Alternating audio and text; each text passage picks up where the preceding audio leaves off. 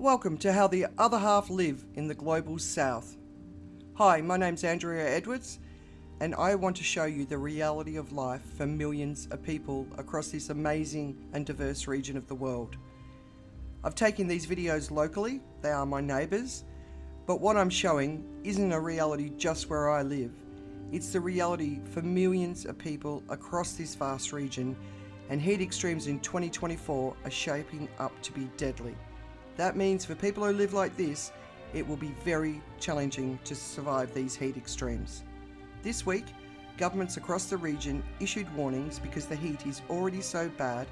Wet bulb temperature alerts and heat stroke warnings have been issued in February. The hottest time of the year for the Global South is typically April and May, so the fact it has already started to get so hot should be a massive concern to everyone on this planet.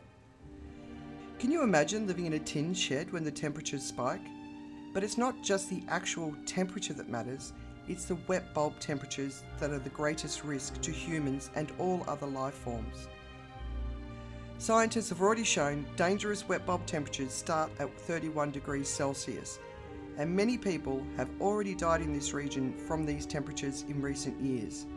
The problem is we just don't know the true number of deaths because it's not always attributed to heat, with heart attacks and strokes often listed on death certificates. It's February 2024 and we are already seeing 41 degrees Celsius wet bulb temperatures. The difference between normal temperatures and wet bulb temperatures is it measures the amount of moisture or humidity in the air. That's the deadly bit. It gets too hot to live and we start cooking from the inside out.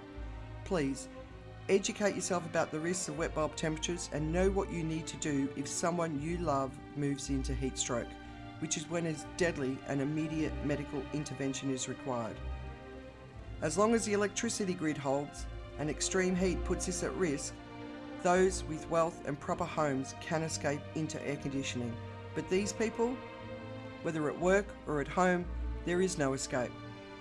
Most of the people who live in homes like this typically work in construction, on fishing boats or for the fishing industry, in local markets, the tourism industry, as gardeners, driving tuk-tuks and more.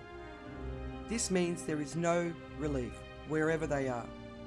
These people who are facing the worst impacts of climate change have done the least to contribute to the problem, which means those of us with wealth and have contributed the most to our planetary challenges must significantly draw down our impact and support funding to help those who are facing hell on earth.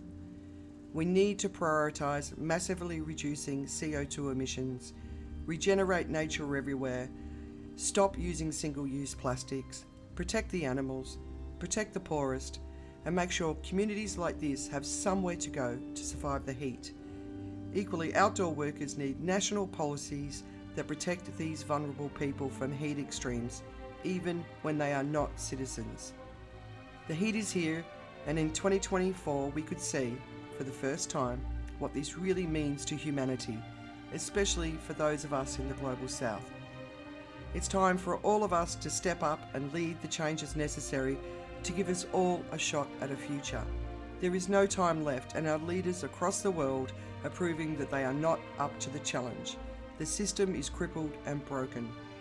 The time for revolution is now, but in the meantime, let's do all we can to protect the vulnerable people and all other life in the Global South. They deserve our commitment. Let's get to work.